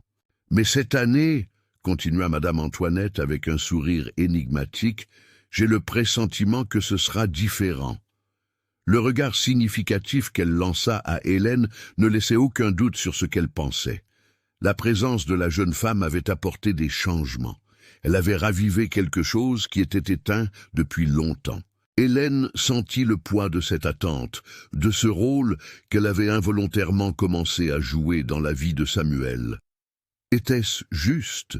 Était-ce correct? N'était-elle là qu'en tant qu'employée, ou au fil des mois? Quelque chose de plus profond s'était-il établi entre eux. Ce même soir, pendant le dîner, Hélène observa Samuel avec un regard neuf, cherchant des signes de cette ancienne douleur, de ce deuil que Madame Antoinette avait mentionné. Il semblait le même que d'habitude, calme, poli, laissant parfois échapper un commentaire amusé sur la journée à la ferme. Mais il y avait quelque chose dans ses yeux, une ombre qu'elle reconnaissait maintenant, qui avait peut-être toujours été là, mais qu'elle ne pouvait nommer que maintenant. Un problème, Hélène? La question la prit par surprise. Elle était si absorbée par ses pensées qu'elle n'avait pas remarqué que Samuel l'observait, un sourcil levé en signe d'interrogation. « Non, aucun », se hâta-t-elle de répondre. « Je suis juste un peu fatiguée. J'ai fait 2 fournées de confiture de lait aujourd'hui pour cette commande de la fête de l'église. » Samuel acquiesça, mais son regard disait qu'il n'était pas entièrement convaincu. « En parlant de ça, » continua-t-il, « j'ai reçu une invitation du Père Joseph aujourd'hui. La fête de Notre-Dame de l'Assomption approche et il aimerait que nous y participions, si vous vous sentez à l'aise. » Hélène sentit un frisson lui parcourir l'échine. La fête de Notre-Dame de l'Assomption était la plus grande célébration du village, encore plus grande que celle de la Saint-Jean. Tout le monde serait là, y compris probablement Monsieur Jérôme. « Je ne sais pas si c'est une bonne idée, » répondit-elle avec hésitation. « Les gens vont parler, et monsieur Jérôme... » « Je comprends votre inquiétude, » l'interrompit gentiment Samuel. « Mais il serait peut-être bon de montrer votre visage au village à nouveau, prouver que vous ne vous cachez pas, que vous n'avez rien à craindre. De plus, ajouta-t-il avec un sourire encourageant, vos confiseries ont été spécialement demandées par le curé. Il a dit que la fête ne serait pas la même sans elle. » Hélène ne put s'empêcher de sourire face à cet éloge indirect. L'idée que ses confiseries étaient appréciées, désirées, lui apportait un sentiment de fierté qu'elle n'avait jamais connu auparavant. « Et pour Jérôme ?» demanda-t-elle toujours appréhensive. « Je suis au courant de ses agissements, » répondit Samuel, son ton devenant plus sérieux. « Il est plus calme ces derniers temps, réalisant peut-être que ses accusations ne produisent pas l'effet désiré. Le gendarme a déjà clairement indiqué qu'il n'y a aucune preuve pour étayer l'accusation de vol, et même les rumeurs sûres, et bien sûr nous deux, ont commencé à perdre de leur force. » Hélène sentit son visage s'empourprer en entendant la mention directe de ces rumeurs. Des rumeurs qui, silencieusement, avaient commencé à occuper ses propres pensées. « Nous deux, » répéta-t-elle, incapable de le regarder dans les yeux. Samuel se racla la gorge, visiblement mal à l'aise. « Pardonnez-moi, je n'aurais pas dû mentionner cela. » Un silence gênant s'installa entre eux, rompu seulement par le bruit des couverts et le crépitement du bois dans la cheminée. Ce fut Hélène qui rassembla finalement le courage de parler. « Je pense que nous devrions aller à la fête, » dit-elle, se surprenant elle-même par la fermeté de sa voix. « Vous avez raison, je ne peux pas me cacher éternellement. Et... » Elle hésita un instant. « Je suis fière de mes confiseries. Je veux que les gens les goûtent. » Le sourire de Samuel illumina son visage fatigué. « Alors, c'est décidé. Nous irons ensemble à la fête de Notre-Dame de l'Assomption. » Les jours précédant la fête furent d'une activité intense dans la cuisine de la ferme. Hélène prépara des confiseries de toutes sortes. Pâte de coing, confiture de lait, compote de fruits de saison, rocher coco, flan au fromage. Madame Antoinette aidait comme elle le pouvait, mais la plus grande partie du travail était réalisée par les mains habiles de la jeune femme, qui semblait trouver dans l'art de la confiserie une forme d'expression que les mots ne permettaient pas. Entre deux fournées, en attendant le point de cuisson exact de la confiture de lait ou le refroidissement de la pâte de coing, Hélène se permettait de penser à Samuel, à Élisa, à l'étrange toile de sentiments qui commençait à se tisser dans son cœur. Une partie d'elle se sentait coupable, comme si elle envahissait d'une certaine manière un espace sacré, remplaçant un souvenir qui devait être préservé. Une autre partie, cependant, aspirait à quelque chose qu'elle n'avait jamais eu, un amour véritable, basé sur le respect mutuel, l'admiration, le partenariat. Samuel représentait tout cela et plus encore.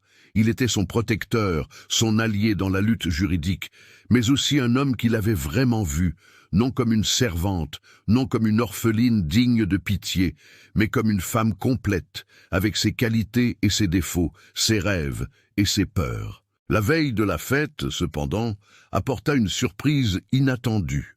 Hélène était dans le potager, cueillant quelques herbes pour une tisane, lorsque Tobias, le jeune palefrenier, arriva en courant dans sa direction, essoufflé et visiblement agité. « Madame Hélène, il y a une jeune fille à l'entrée de la ferme qui demande à vous voir. » Quelque chose dans son ton fit battre le cœur d'Hélène plus vite. Une jeune fille. Qui? Elle dit qu'elle s'appelle Lucie, elle est à pied. On dirait qu'elle a beaucoup marché, elle est toute couverte de la poussière de la route. Hélène laissa tomber son panier d'herbes, un nom résonnant dans son esprit. Lucie, sa cousine au second degré, la fille d'une tante qui vivait à Clermont-Ferrand. Elle ne l'avait pas vue depuis des années, depuis les funérailles de sa mère, quand Lucie était encore pratiquement une enfant. Que faisait-elle là, seule, à pied? Elle courut jusqu'à l'entrée de la propriété, suivie de près par Tobias. En effet, arrêtée près du portail principal, se tenait une jeune fille d'à peine 16 ans, les cheveux sombres en désordre, le visage couvert de la poussière de la route, ses vêtements simples montrant les signes d'une longue marche. « Lucie !» appela Hélène en s'approchant prudemment, comme si elle craignait que l'apparition ne disparaisse. La jeune fille se retourna et un sourire épuisé mais soulagé illumina son visage sale. « Hélène, Dieu merci, je croyais que je ne trouverais jamais cet endroit. » Elles se jetèrent dans les bras l'une de l'autre, une étreinte serrée qui parlait de manque, de sang, de famille. Hélène s'écarta la première, tenant sa cousine par les épaules pour mieux l'examiner. « Qu'est-ce qui s'est passé? Comment es-tu arrivée ici? Où est ta mère ?» Lucie baissa les yeux, et Hélène remarqua qu'ils étaient rouges et gonflés d'avoir pleuré. « Maman ne va pas bien, Hélène. Elle est très malade. Le médecin a dit qu'il n'y a plus rien à faire. » La nouvelle frappa Hélène comme un coup physique. Tante Joseph, la sœur de sa mère, la seule parente proche qu'il lui restait au monde. « Mon Dieu, Lucie, je suis désolée, mais que fais-tu ici toute seule ?»« Maman m'a envoyé te chercher, » répondit Lucie, les larmes coulant maintenant librement. « Elle a dit qu'elle devait te parler avant de partir. Quelque chose à propos de papiers, de documents. Je n'ai pas bien compris. Elle était très faible. » Hélène sentit son sang se glacer dans ses veines. Des papiers, des documents. Que pouvait bien savoir tante Joseph sur sa situation? « Comment m'as-tu trouvé? »« Je suis d'abord allé chez monsieur Jérôme, » expliqua Lucie en essuyant ses larmes avec la manche de sa blouse. « Il a dit que tu t'étais enfui avec un riche propriétaire, que tu vivais dans le péché. J'étais confuse, effrayée, mais le curé du village m'a dit la vérité. Il m'a raconté ce qui s'était vraiment passé et m'a indiqué le chemin vers le domaine Sainte-Rita. » Hélène sentit une vague de gratitude pour le père Joseph, cet homme bon qui continuait à la défendre même à distance. « Viens, » dit-elle en passant un bras autour des épaules de sa cousine. « Entrons. Tu as besoin d'un bain, de nourriture, de repos. Nous parlerons mieux après. » Elle conduisit Lucie jusqu'à la maison, où Madame Antoinette, déjà alertée par Tobias, attendait avec une expression inquiète. En quelques minutes, la jeune fille fut installée dans la chambre d'amis avec la promesse d'un bain chaud et d'un repas substantiel. Hélène alla directement à la rencontre de Samuel, qui était dans son bureau, révisant quelques documents de la ferme. Elle frappa légèrement à la porte entr'ouverte. « Je peux entrer ?»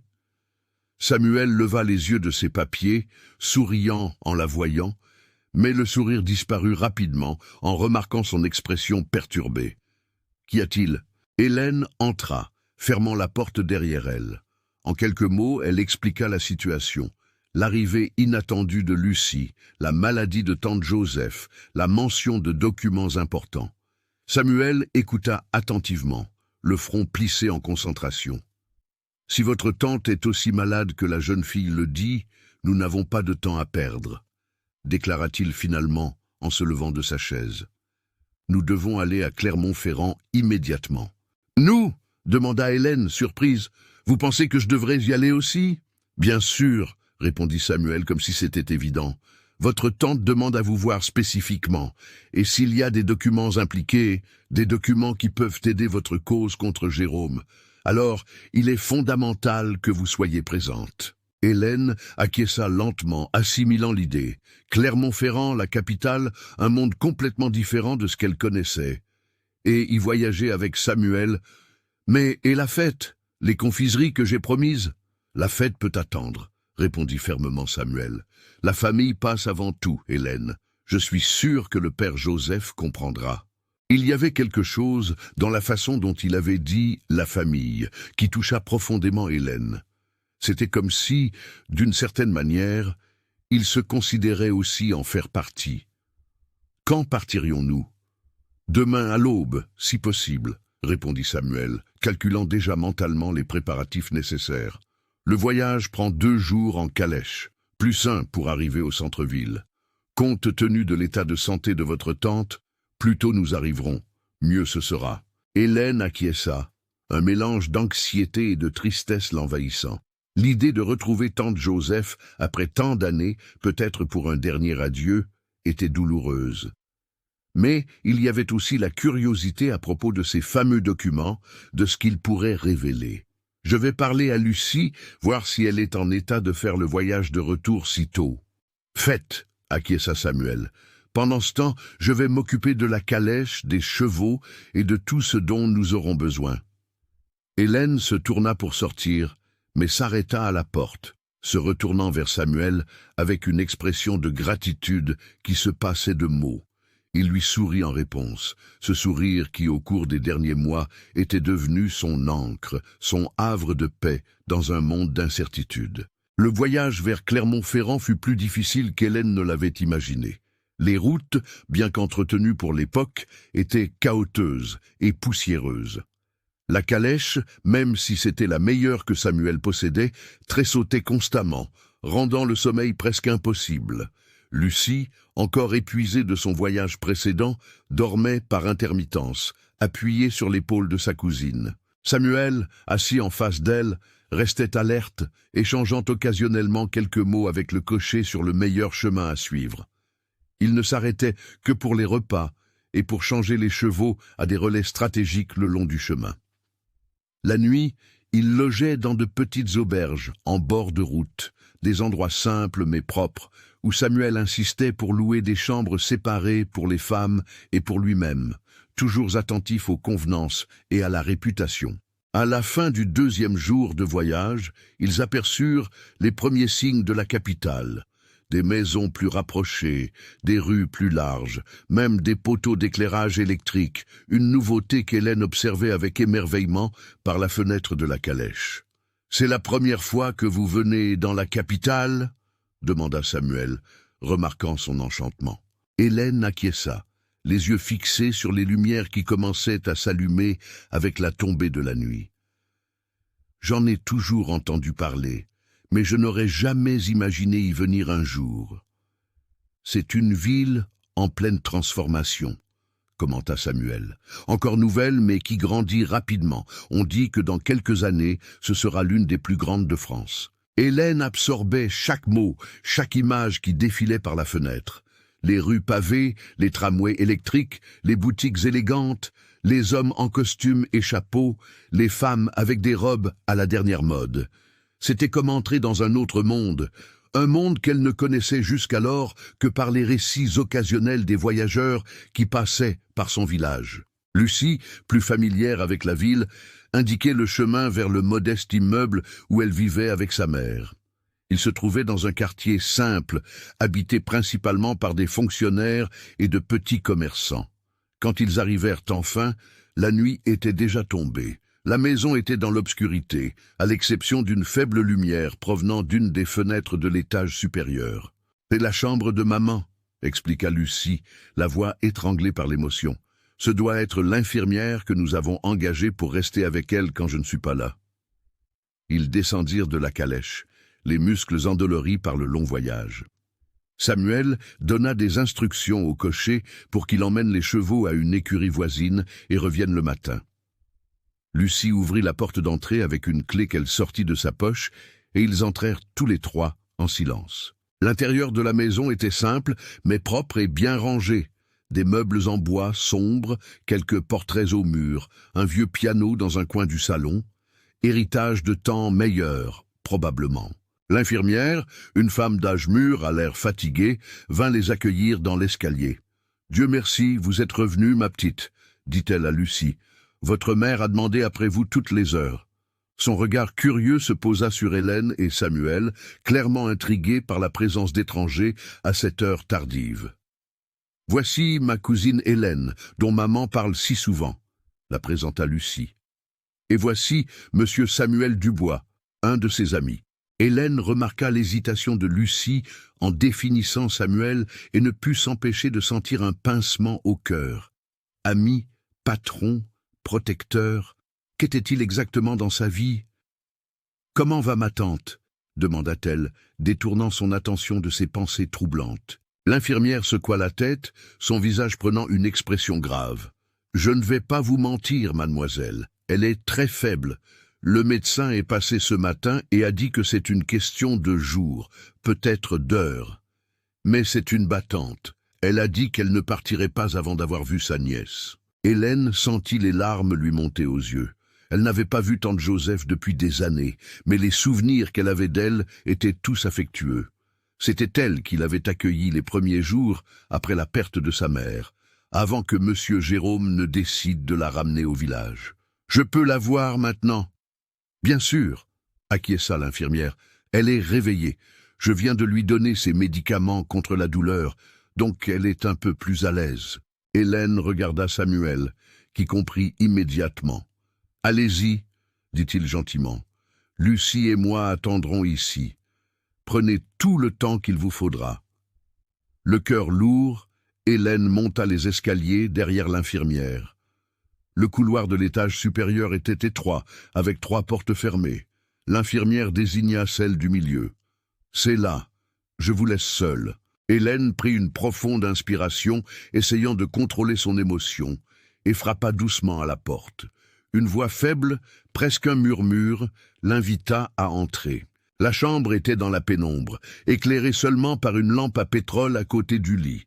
Et là, entre les oreillers et les couvertures, se trouvait tante Joseph, ou ce qu'il en restait.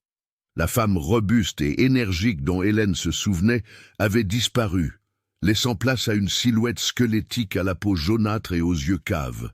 Mais en voyant sa nièce, ses yeux gagnèrent une lueur qui semblait venir d'un endroit profond, encore intact par la maladie. « Hélène !»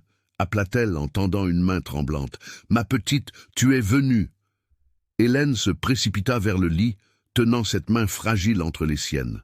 « Bien sûr que je suis venue, ma tante, dès que je l'ai su. »« Regarde-toi !» l'interrompit Joseph, un faible sourire se dessinant sur ses lèvres gercées. « Tu es magnifique, le portrait de Constance à ton âge. » Hélène sentit les larmes couler librement maintenant. Elle s'assit sur le bord du lit, tenant toujours la main de sa tante.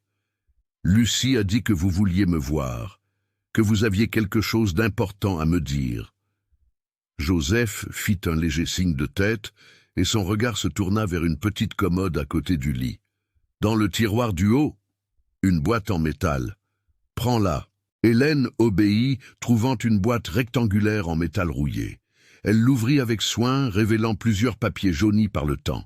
« Ce sont des documents, » expliqua Joseph, la voix de plus en plus faible. « Ta mère me les a donnés à garder avant de partir. Elle a dit qu'un jour tu en aurais besoin. » Les mains tremblantes, Hélène examina les documents. Il y avait un acte de propriété clairement au nom de sa mère, Constance Cartier. Il y avait aussi un testament rédigé quelques mois avant que sa mère ne soit emportée par la maladie, désignant Hélène comme unique héritière de tous ses biens. Mais ce qui attira le plus son attention fut une lettre qui lui était adressée, écrite avec la calligraphie délicate qu'elle reconnaîtrait n'importe où. « Maman !» murmura-t-elle, sentant son cœur se serrer. Elle savait qu'elle n'en avait plus pour longtemps, dit Joseph, observant la réaction de sa nièce. Le médecin avait dit que c'était une question de temps, mais elle s'inquiétait pour toi, pour ton avenir. Elle savait quel genre d'homme était Jérôme. Hélène regarda sa tante, un doute soudain surgissant dans son esprit. « Mais pourquoi avez-vous gardé ces documents tout ce temps? Pourquoi ne m'avez-vous pas cherché avant ?» Un regard de culpabilité traversa le visage émacié de Joseph. « J'ai essayé, Hélène. Les premières années, j'ai écrit plusieurs lettres, mais je n'ai jamais eu de réponse. Jérôme a dû les intercepter. Puis les problèmes sont arrivés. La maladie de Louis, mon mari, qui a duré des années avant de l'emporter. La lutte pour garder cette maison, pour élever Lucie seule. » Une quinte de toux interrompit son discours, et Hélène se hâta de lui offrir un verre d'eau qui était sur la table de chevet. « Ne vous blâmez pas, ma tante, » dit-elle après que Joseph eut repris son souffle. « L'important, c'est que maintenant, j'ai les documents. Ils vont beaucoup m'aider dans ma lutte contre monsieur Jérôme. » Un faible sourire se dessina sur les lèvres de sa tante. « Alors, c'est vrai ce que Lucie m'a raconté, que tu vis dans la ferme d'un homme bon qui t'aide ?» Hélène acquiesça, sentant son visage s'échauffer. « Monsieur Samuel a été très gentil avec moi. »« Et il est ici ?» demanda Joseph, une étincelle d'intérêt dans ses yeux fatigués. « Oui, il est venu avec moi. Il est en bas avec Lucie. »« Je veux le connaître, » déclara la tante, essayant de se redresser légèrement contre les oreillers. Je veux voir l'homme qui a sauvé ma nièce. Hélène hésita, inquiète de l'état fragile de sa tante, mais il y avait une détermination dans ses yeux qu'elle ne pouvait ignorer. « Je vais l'appeler », dit-elle finalement en se levant. Elle descendit rapidement les escaliers, trouvant Samuel et Lucie assis dans le salon, discutant à voix basse. En la voyant, ils se levèrent tous les deux, dans l'attente. « Comment va-t-elle » demanda Lucie, anxieuse. « Faible, mais lucide », répondit Hélène. Elle se tourna alors vers Samuel. « Elle veut vous connaître. » Samuel parut surpris, mais acquiesça solennellement. « Ce sera un honneur. » Ils montèrent ensemble, Hélène montrant le chemin. En entrant dans la chambre, Joseph tenta de nouveau de se redresser, mais Samuel se hâta de faire un geste doux pour qu'elle reste comme elle était. « Ne vous dérangez pas pour moi, madame, » dit-il en s'approchant du lit. « C'est un plaisir de vous rencontrer enfin. » Joseph le toisa de la tête aux pieds, avec ce regard scrutateur propre aux femmes âgées qui semble capable de lire l'âme des gens. Ce qu'elle vit parut lui plaire, car un sourire sincère illumina son visage fatigué. « Alors vous êtes Samuel Dubois, l'homme qui a sauvé mon Hélène. »« En vérité, » répondit Samuel avec humilité, « c'est votre nièce qui s'est sauvée elle-même. Je n'ai fait que lui offrir un endroit sûr pour qu'elle puisse se reconstruire. » Joseph continua de l'étudier un moment avant de se tourner vers Hélène, qui restait près de la porte, observant la rencontre avec un mélange d'appréhension et d'espoir. « Viens ici, ma petite » appela-t-elle en tendant à nouveau la main. Hélène s'approcha, se tenant à côté de Samuel près du lit. Joseph prit la main de sa nièce et, à la surprise de tous, celle de Samuel également, les unissant sur la couverture. « Ma sœur Constance disait toujours que Dieu écrit droit avec des lignes courbes, » dit-elle, la voix maintenant presque un murmure. « Peut-être que toute cette douleur, toute cette injustice que tu as subie, Hélène, était le chemin nécessaire pour trouver quelqu'un comme Monsieur Dubois. » Hélène sentit son visage brûler furieusement, consciente de la main de Samuel dans la sienne, du regard pénétrant de tante Joseph, de la présence silencieuse de Lucie à la porte de la chambre. C'était comme si, soudain, quelque chose qui grandissait silencieusement en elle était exposé à la lumière du jour, nommé, reconnu. « Ma tante, s'il vous plaît, » réussit-elle à murmurer, embarrassée. « Monsieur Samuel est mon patron, mon ami. »« Je ne suis plus assez jeune pour perdre mon temps en détour, ma fille, » l'interrompit Joseph, une lueur espiègle dans les yeux qui, un instant, fit paraître la maladie lointaine. « Je vois comment vous vous regardez. C'est de la même façon que Constance regardait ton père, que je regardais mon Louis. » Elle se tourna vers Samuel. « Vous êtes un homme de bien, je le vois. Prenez soin d'elle. Promettez-moi que vous la protégerez toujours. » Samuel, à la surprise d'Hélène, ne montra aucune gêne. Au contraire, il serra légèrement la main d'Hélène avant de répondre d'une voix ferme « Je vous le promets, Madame Joseph. Tant que je vivrai, aucun mal n'arrivera à Hélène. » Un soupir de soulagement s'échappa des lèvres de la malade, comme si un grand poids avait été retiré de ses épaules. « Maintenant, je peux partir en paix, » dit-elle en se penchant en arrière sur les oreillers. « Ma sœur peut reposer tranquille, sachant que sa fille est entre de bonnes mains. » Hélène sentit les larmes jaillir à nouveau face à ces mots qui sonnaient comme un adieu. « Ne parlez pas comme ça, ma tante. Vous allez encore vous rétablir. Vous rentrerez à la maison avec nous. » Mais Joseph se contenta de sourire, un sourire serein de quelqu'un qui a déjà fait la paix avec son destin. « Mon temps est compté, ma chérie, et ce n'est pas grave. J'ai fait ce que je devais faire, dit ce que je devais dire. » Ses yeux commençaient à se fermer, vaincus par la fatigue et les médicaments. « Maintenant, laissez-moi me reposer un peu. » Hélène et Samuel sortirent silencieusement de la chambre, trouvant Lucie dans le couloir, des larmes silencieuses coulant sur son jeune visage. Ils descendirent tous les trois dans le salon, où l'infirmière attendait avec des tasses de thé. « Elle dort généralement profondément après les médicaments, » expliqua la femme. « Elle ne se réveillera probablement que le matin. » Hélène acquiesça, se sentant étrangement légère et lourde à la fois. La conversation avec sa tante, les documents trouvés, les paroles sur elle et Samuel, tout semblait surréaliste, comme un rêve intense dont elle allait bientôt se réveiller. « Nous devrions nous reposer aussi », suggéra Samuel, remarquant son épuisement. « La journée a été longue pour nous tous. » L'infirmière leur montra les chambres d'amis, une pour Samuel et une autre qu'Hélène partagerait avec Lucie. Mais avant de se retirer, Samuel demanda à voir les documents que Joseph avait remis à Hélène. « Puis-je » demanda-t-il, en tendant la main vers la boîte en métal qu'elle tenait toujours. Hélène la lui tendit sans hésiter. Elle lui faisait plus confiance qu'à n'importe qui d'autre au monde maintenant. Samuel examina les papiers avec l'attention de quelqu'un habitué à lire des documents juridiques. Son visage, normalement si contrôlé, s'illumina à mesure qu'il passait d'un document à l'autre. « C'est extraordinaire !»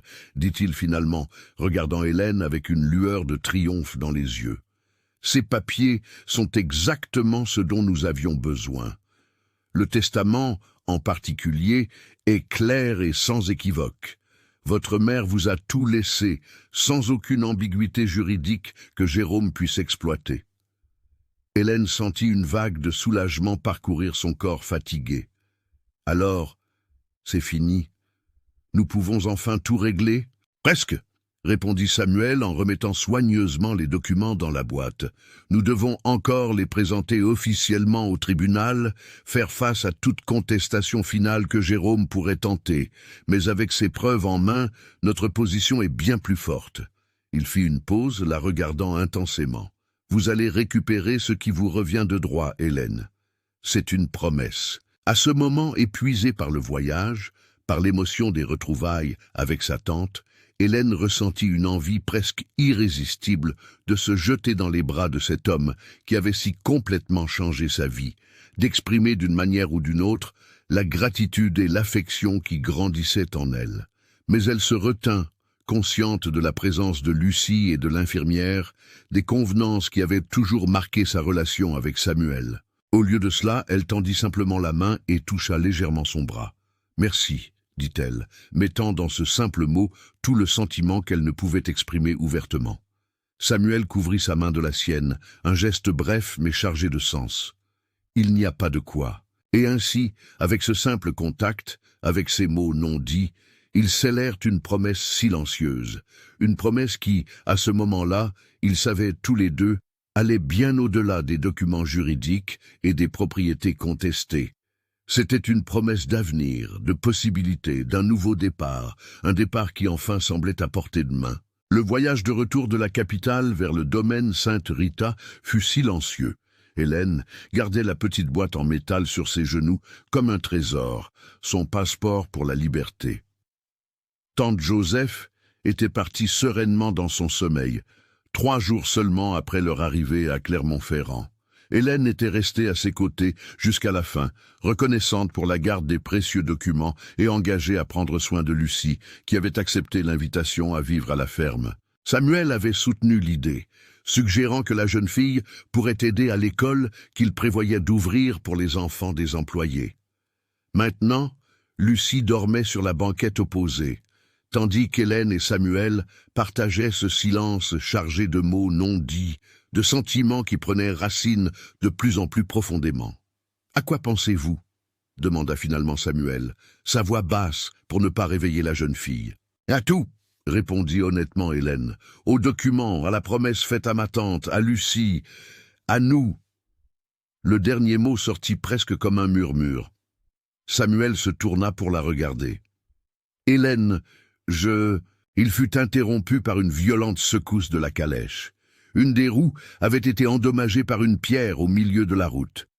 Pendant que Samuel et le cocher, Joseph, tentèrent de réparer les dégâts, la nuit tomba. Hélène, observant par la fenêtre, remarqua un mouvement suspect venant de la forêt. 3 hommes émergèrent de l'ombre, l'un d'eux tenant un fusil. « Halte là !» ordonna l'homme armé. « C'est un hold-up !» La faible lumière de la lanterne éclaira son visage et Hélène reconnut Monsieur Jérôme. Plus maigre, barbu, les yeux injectés de sang. « Tu croyais t'être débarrassé de moi ?» demanda-t-il à Samuel. que tu allais voler ce qui est à moi et t'en tirer impunément. Que veux-tu, Jérôme? Répondit calmement Samuel. La justice a déjà décidé. Les documents sont en cours d'analyse. Tu as perdu. Je veux ce qui m'appartient de droit. La terre, la maison, l'argent.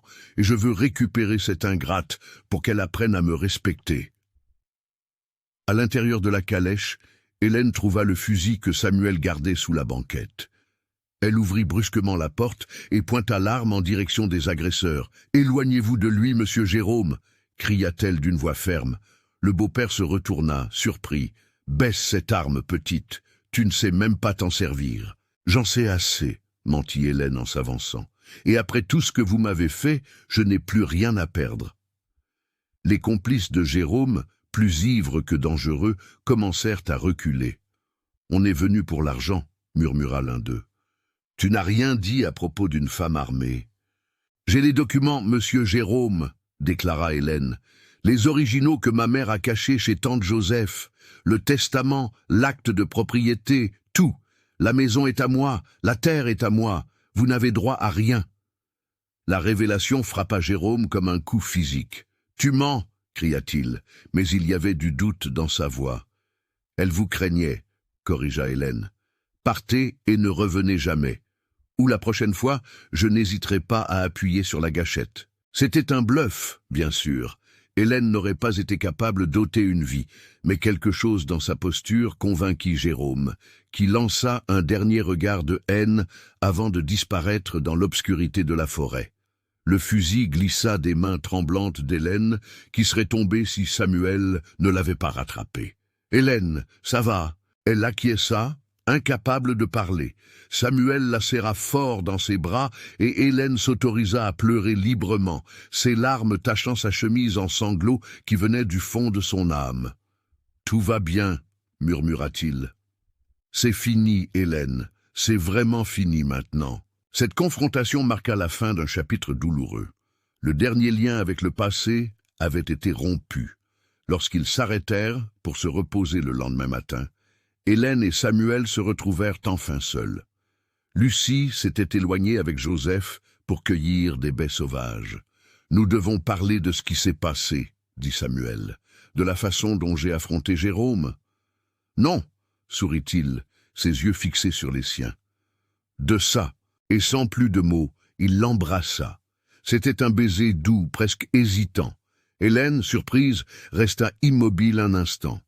Puis, comme une fleur qui retrouve le soleil après un long hiver, elle se livra au baiser. « Je ne m'attendais pas à ça, » admit-elle quand ils se séparèrent. « Ça fait des mois que je veux le faire, Hélène. Depuis ce jour au marché, quand j'ai vu la dignité dans vos yeux, même face à l'humiliation. » Hélène toucha son visage. « Moi aussi, je le voulais, mais j'avais peur de ne pas être assez bien pour vous. Vous êtes tout ce que je n'ai jamais su qu'il me fallait jusqu'à ce que je vous trouve, » répondit-il, en lui baisant la main. « Et maintenant ?» demanda-t-elle dans un murmure. « Maintenant, nous recommençons. Ensemble, si vous le voulez. » Hélène répondit par un autre baiser, plus confiant.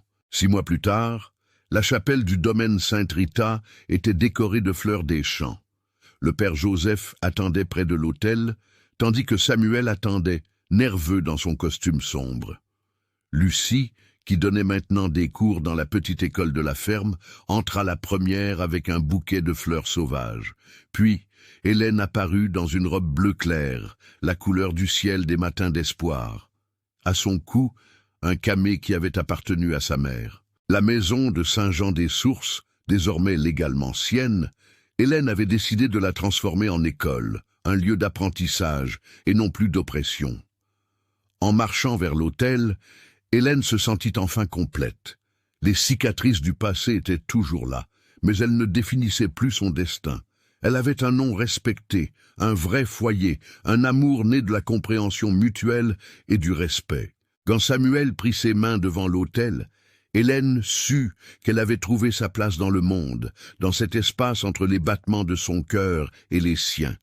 Et lorsque le curé les déclara mari et femme, elle sentit les dernières ombres du passé se dissiper, ne laissant que la lumière claire d'un avenir qui, aux côtés de Samuel, semblait aussi vaste et prometteur que l'horizon des montagnes auvergnates, qu'elle pouvait maintenant appeler véritablement son foyer. Chers auditeurs, nous espérons que l'histoire d'Hélène et Samuel a touché vos cœurs.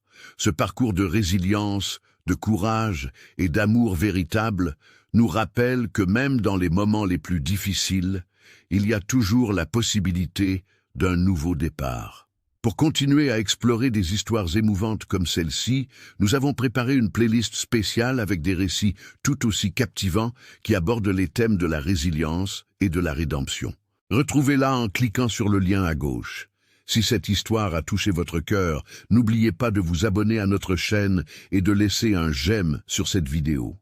Chaque jour, nous vous proposons des histoires uniques qui explorent la complexité de la vie et la beauté des sentiments humains.